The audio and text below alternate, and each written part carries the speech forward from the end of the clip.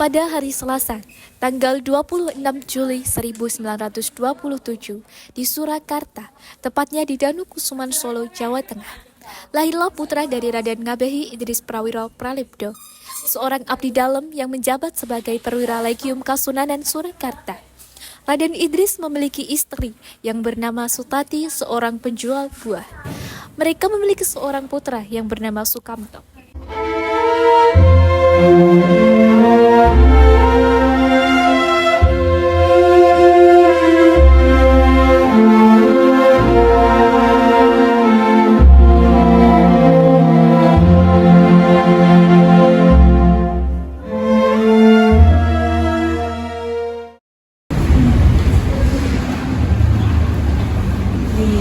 Cah bagus, Sukamto dadi bocah sing sregep ya Le, manut kalih bapak lan ibu supaya dadi bocah kang sukses ngabdi marang negara ya Le, cah bagus.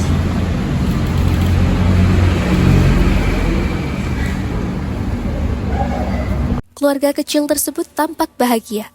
Kedatangan Sukamto memberi warna bagi kedua orang tuanya. Namun, siapa sangka, di balik kebahagiaan keluarga kecil itu, sebuah peristiwa tak terduga terjadi. Suatu sore, ketika sang ibu tengah menggendong bayinya yang mungil, Sukamto kecil, langkahnya terpeleset di rumah sederhana mereka.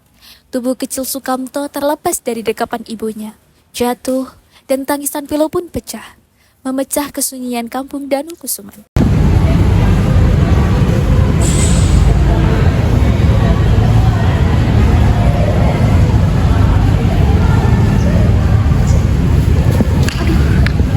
Aduh nak, maafkan ibu, kebetulan ibu kamu jatuh. Bapak! Ada apa, Bu? Pak, ini Sukamto jatuh waktu ibu sedang menyapu. Kok bisa, Bu? Kita bawa ke dukun anak aja biar tidak terjadi hal yang kita inginkan. Mari Pak, mari. Sejak hari itu, tubuh Sukamto tak lagi sekuat dulu. Ia sering sakit-sakitan dan tak kunjung sembuh. Raden Idris dan Sutati berulang kali membawanya ke bidan kampung. Mereka menunggu, berharap ada keajaiban. Namun hari berganti hari, bulan berganti bulan, keadaan tak kunjung membaik. Mereka putus asa, dan sang ayah meminta bantuan kepada pamannya yakni Warman Harjo. Konon masyarakat Jawa pada masa itu percaya bahwa bocah yang sakit-sakitan dapat disembuhkan dengan cara menjual anak tersebut dan mengganti namanya.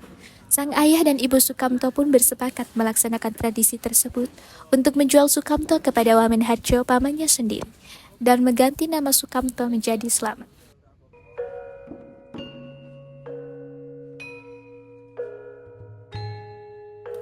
Ritual tradisi jual beli tersebut hanya sekedar ritual penggantian nama. Meski setelah ritual Slamet kecil telah resmi menjadi anak pamannya, tetapi ia tetap tumbuh dibesarkan oleh orang tua kandungnya.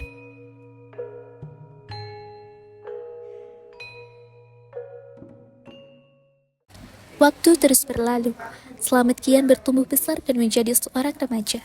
Menginjak masa SMP, ia bersekolah di MULU, sebuah sekolah menengah peninggalan Belanda. Namun, tahun 1942 menjadi masa sulit. Indonesia tengah menghadapi penjajah Jepang. Sekolah-sekolah Belanda banyak ditutup, termasuk MULU tempat Slamet menimba ilmu. Karenanya, Slamet pun pindah dan melanjutkan sekolah di SMP Mangkunegara, yang kelak dikenal sebagai SMP Negeri 2 Solo. Di sekolah inilah nama Slamet berubah menjadi Slamet Riyadi, karena di sekolah tersebut banyak anak yang memiliki nama Slamet. Selama masa studinya, Slamet Riyadi dikenal sebagai seorang pelajar yang diam.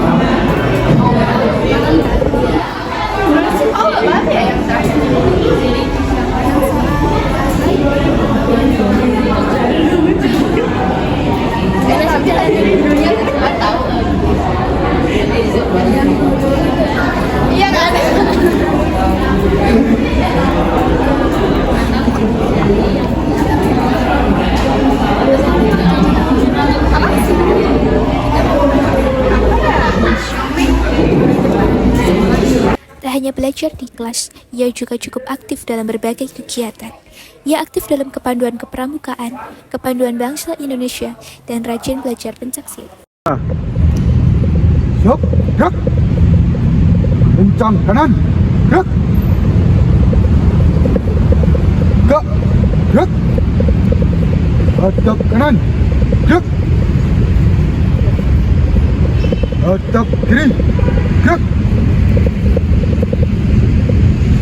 Jalan di depan, gerak.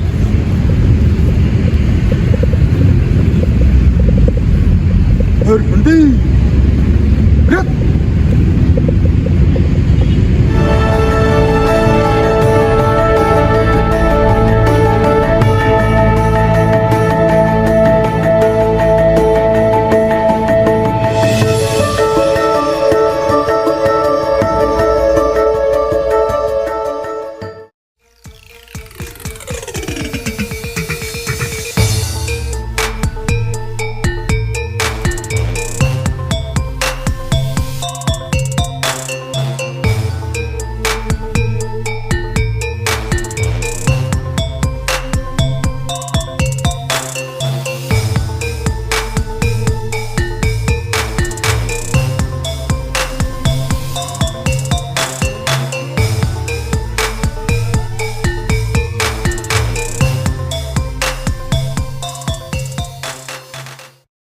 Meski dikenal sebagai sosok yang pendiam dan sederhana, Slamet memiliki keberanian yang tak bisa diremehkan. Ia bukan anak yang suka mencari masalah, tapi jika rasa kebangsaannya tersinggung, ia tak segan untuk berdiri tegak, bahkan menantang duel teman-teman belangganya di sekolah. Barisan kita tadi miring, tapi komandan barisan tetap berdiri tegak. Salut buat kamu, Met. Iya, kamu tadi diam-diam terlihat tegas. Pas kelompok sebelah mulai ketawa-tawa, kamu tetap fokus. Barisan itu latihannya disiplin. Jadi kalau nggak dilatih dari kecil, nanti diwajahnya bisa kuliah. Kamu melihat mereka tadi serius banget kayak mau perang. Padahal cuma main baris berbaris. Mental budak gampang dibentuk. Iya, mereka pikir dengan baris-baris saja bisa jadi pemimpin. Lucu sekali. Hei, kalian ngomongin siapa? Biarkan dulu, sabar. Kau yang diam, serius sekali waktu latihan tadi. Kau pikir bisa jadi pemimpin hanya karena berteriak siap gerak. Iya, bangsa kalian itu belum siap untuk bicara soal kepemimpinan. Masih sibuk mengatur barisan. Lupa bahwa mereka itu masih di belakang kami.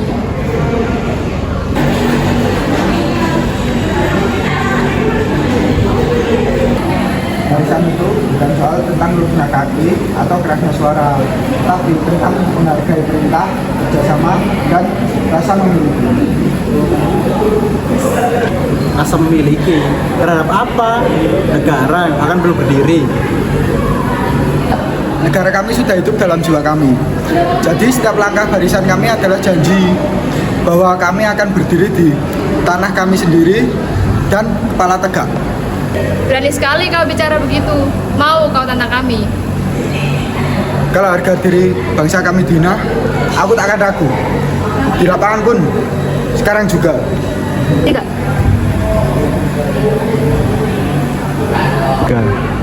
Katanya keturunan penjajah, tapi ditantang malah mundur. Tenang saja, Mat. Kalau mereka tak melawan kata-katamu akan menjadimu.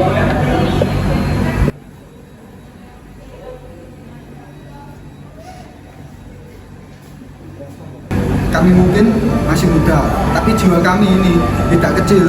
Dan suatu hari nanti, tanah ini akan menjadi milik kita sepenuhnya.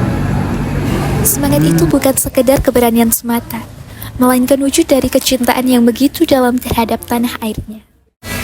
Sejak duduk di bangku SMP, Slamet Riyadi mulai mengenal dunia kemiliteran. Di masa pendudukan Jepang, pelatihan militer dilakukan dengan dalih menjaga keamanan negara. Anak-anak sekolah diajak berlatih baris berbaris, hingga menggunakan senjata tiruan khas Jepang yang terbuat dari kayu. Senjata itu disebut mokuju. Dengan pelatihan tersebut, Slamet Riyadi justru semakin bangga dengan bangsa Indonesia. Jiwa keprajuritan yang ia warisi dari sang ayah, seorang prajurit Kasunanan Solo, perlahan bangkit dan tumbuh semakin kuat.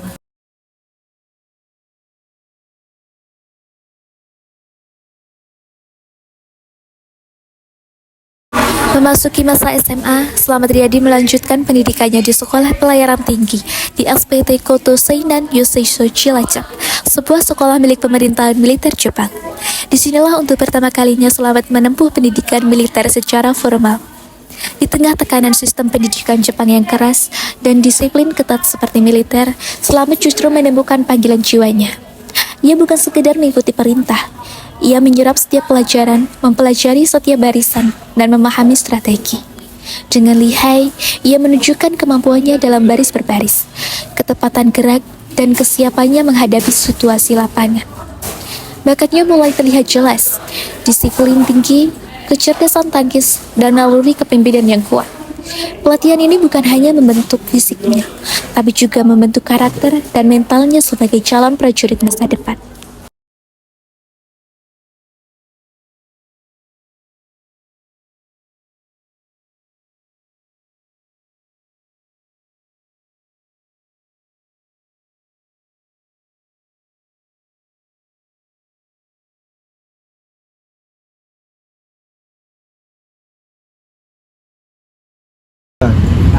Kakak, makasih telah datang pada sore hari ini.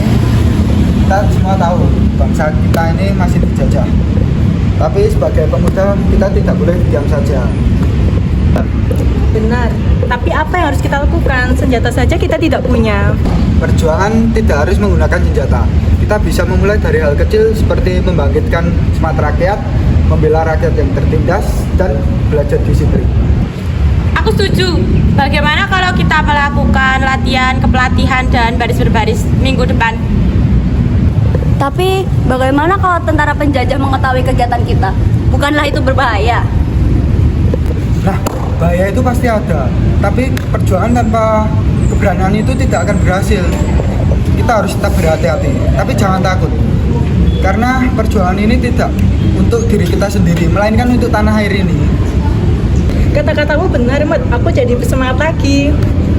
Aku juga. Aku ingin mengatur kegiatan latihan minggu depan. Bagus. Semangat itulah yang harus kita tanamkan pada diri kita sendiri. Pemuda harus berani, disiplin, dan cinta tanah air. Dari tangan pemuda lah Indonesia akan terlahir. Begitu, mari kita tentukan jadwal latihan dan pembagian tugas. Setuju, kita mulai dari sekarang aja. Ingat, pemuda bukan hanya harapan bangsa, tetapi kita adalah penggerak bangsa ini. Selesai studi, Slamet Riyadi berhasil mendapatkan label sebagai lulusan terbaik dan berhak menyandang ijazah navigasi. Dengan bekal kursus navigator yang berhasil ia peroleh tersebut, ia pun memulai karirnya dengan menjadi navigator kapal kayu yang berlayar antar pulau di Nusantara.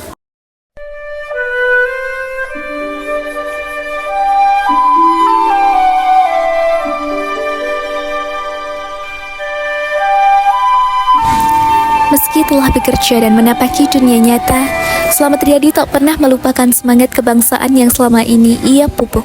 Sejak remaja, sejak bangku sekolah, hingga langkah-langkah awalnya sebagai navigator. Ia telah lulus dengan gelar sebagai lulusan terbaik. Ia telah memulai karir menapaki dunia nyata sebagai navigator kapal kayu di perairan Nusantara.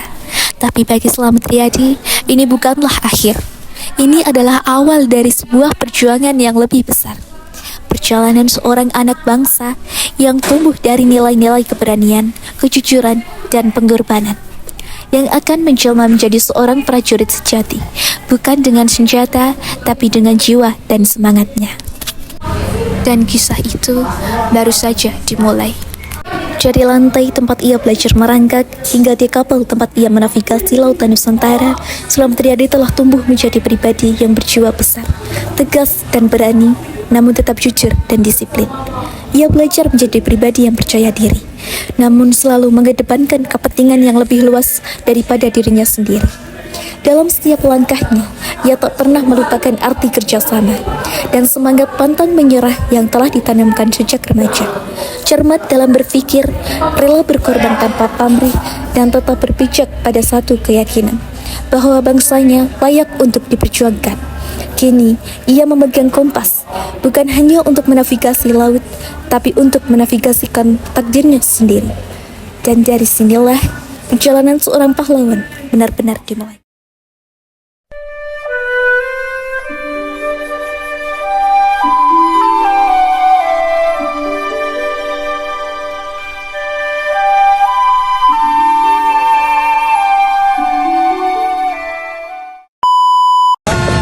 Halo, dengan siapa di sini? Oke, halo guys. Nama saya Muhammad Sarufin Pratama Soekarno dari AN3. Saya di sini menjadi selamat. Hai guys, aku Yulfani Amir dan aku berperan sebagai temannya Selamat Riyadi. Saya Hana Mulyani dari kelas AN3. Saya berperan sebagai istri dari papanya Selamat dan temannya. Halo. Halo, nama aku Putri Adita Duan Pramudita dari kelas AN3. Aku berperan sebagai temannya Selamat Riyadi. Halo. Halo, aku Janika Alia Humaira dari kelas AN3 berperan sebagai pelatih. Halo. Halo, aku Gesha Lemika, aku berperan sebagai teman SMP. Halo. Halo, perkenalkan aku berperan sebagai ibu Selamat. Halo.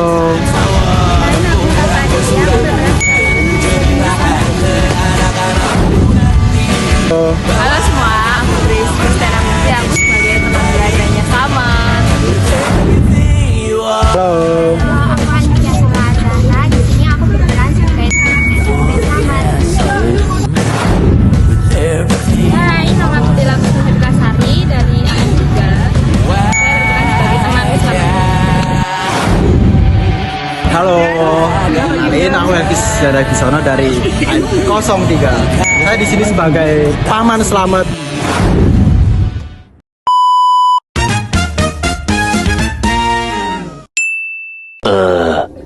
2,000 years later. 1 hour later. 2 hours later. 3 hours later. A few moments later. Just then later. End of flashback.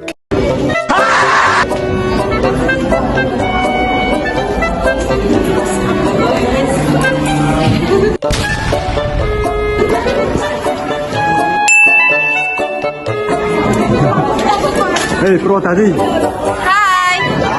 Dari sini vlog untuk sosial drama.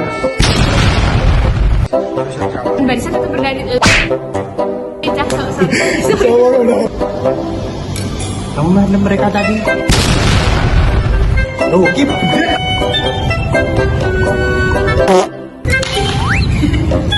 Yo,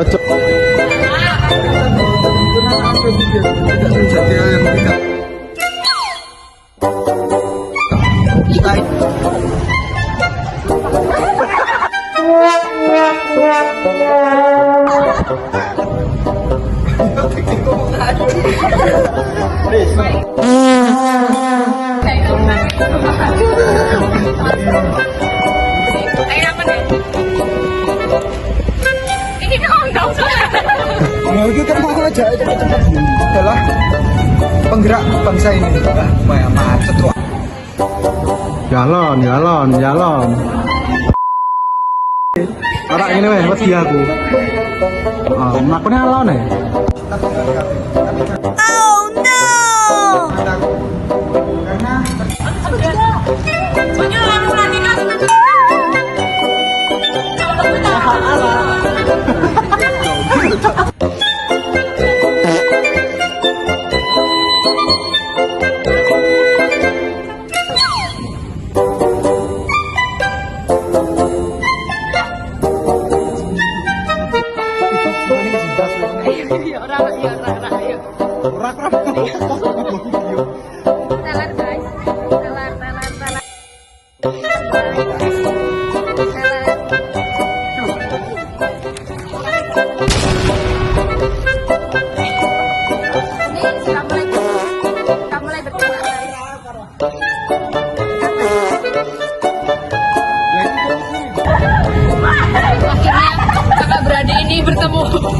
Hei, Pugi.